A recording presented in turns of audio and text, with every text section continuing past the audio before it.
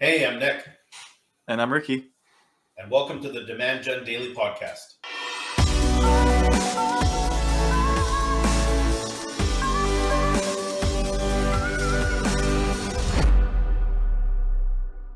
All right, part 3 of the How to Win in a Recessionary Environment series. So we talked about the model in general.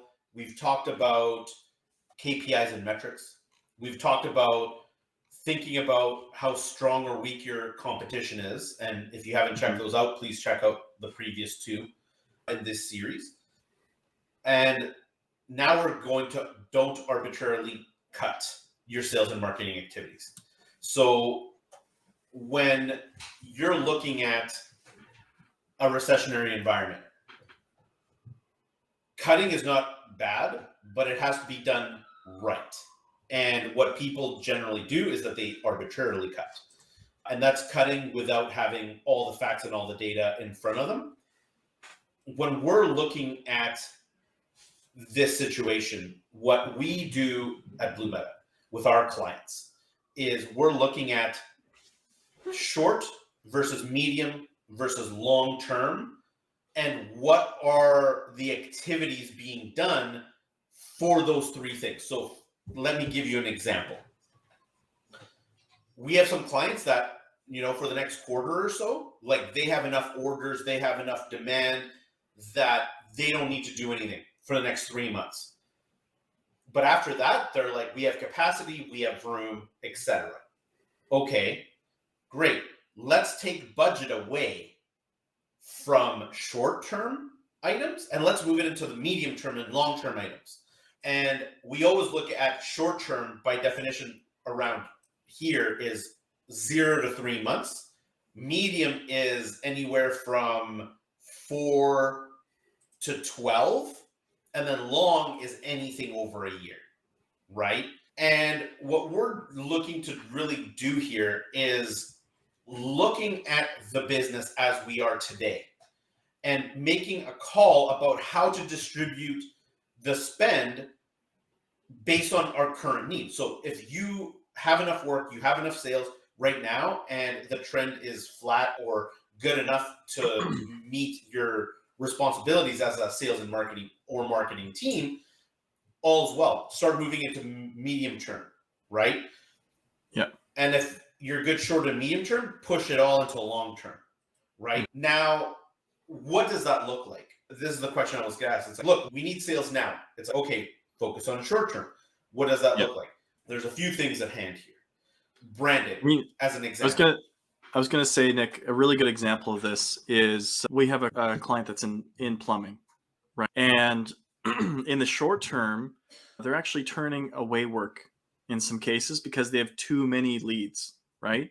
And so that's a great short-term position. When you look ahead, if you're overspending in the short term, what can we do in the medium term to ensure that continues, even if there is a downturn of some kind? Exactly. So here's a prime example. So if you're cash crunched, spend more than usual. Sorry, if you're not cash crunched, so like you're flush with cash, you're not concerned about the short term.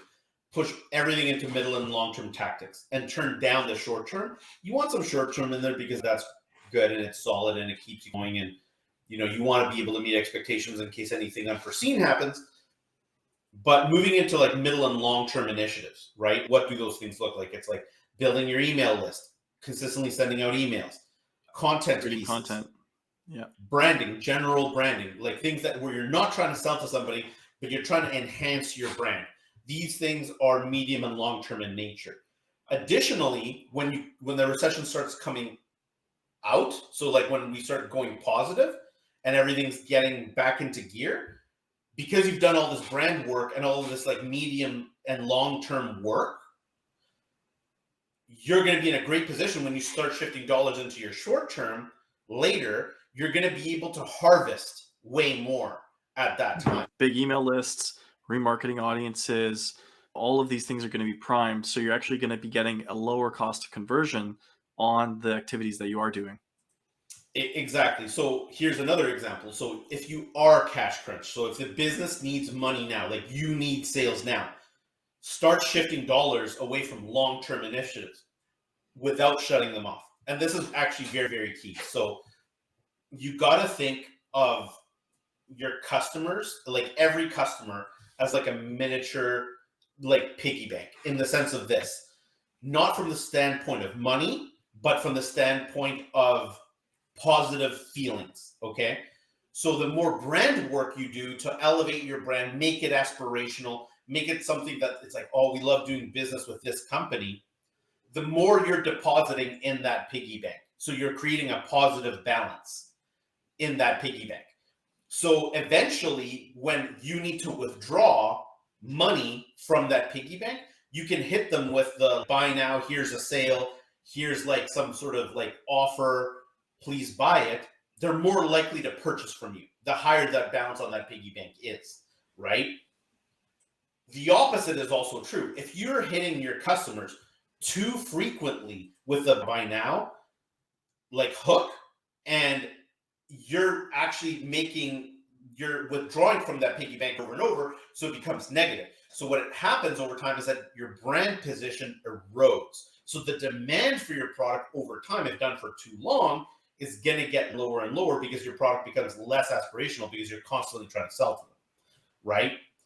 And Ricky, maybe the Nike example is actually like a good one here. Yeah, Nike's a great example because several years ago, this would have been like 2 to 3 years ago, they were putting a lot of focus specifically on digital focused short term initiatives.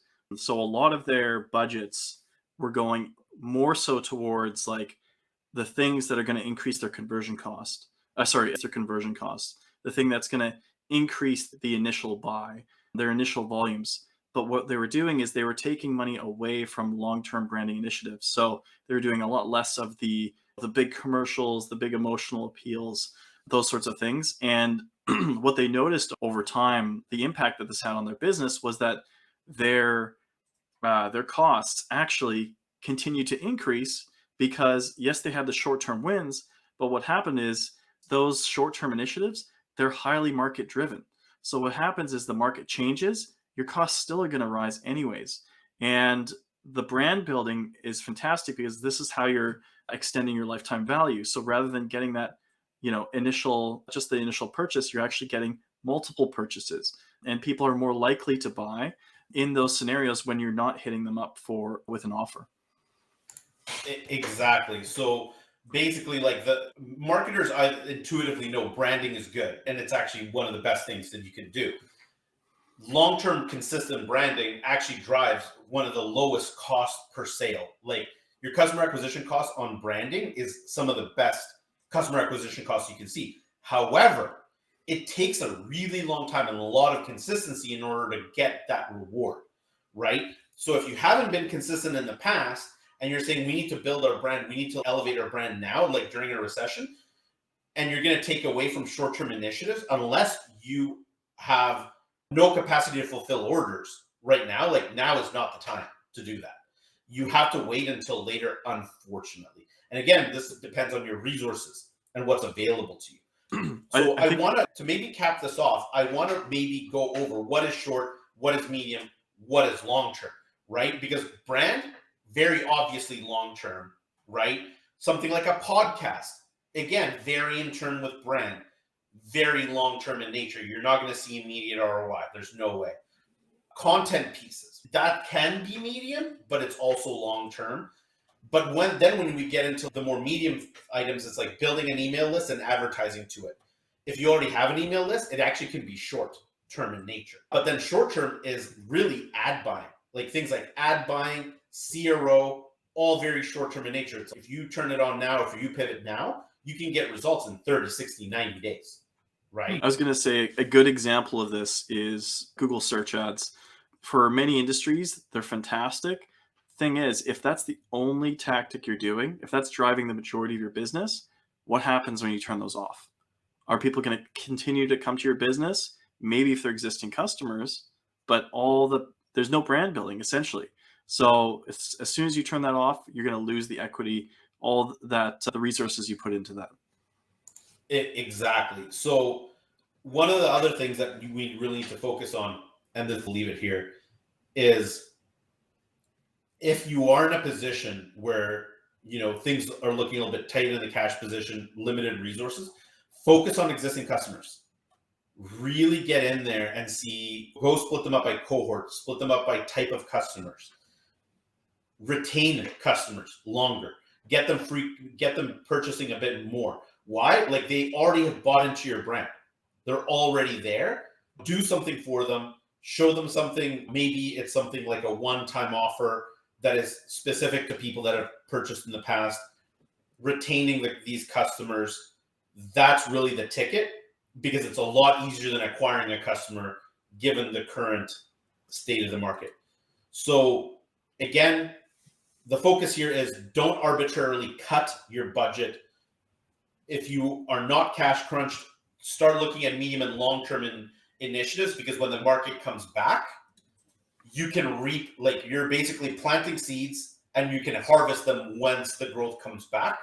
If you're in a bit of a tighter cash position and with limited resources, shift money away from long-term into those short-term activities, and also focus on retaining those existing customers, providing that extra value, whether it's in e-com, whether it's B2B. Treat your customers like that much better, figure out ways how to serve them better in order to drive maximum return per tactic, and measure it. That's the key in all of this. The overarching item is measure each separate tactic as much as possible. Yes, there are synergies between them. We all understand that. However, measuring each one becomes very important. And as always, please subscribe, leave us a comment, leave us a question. We will answer them. Till next time.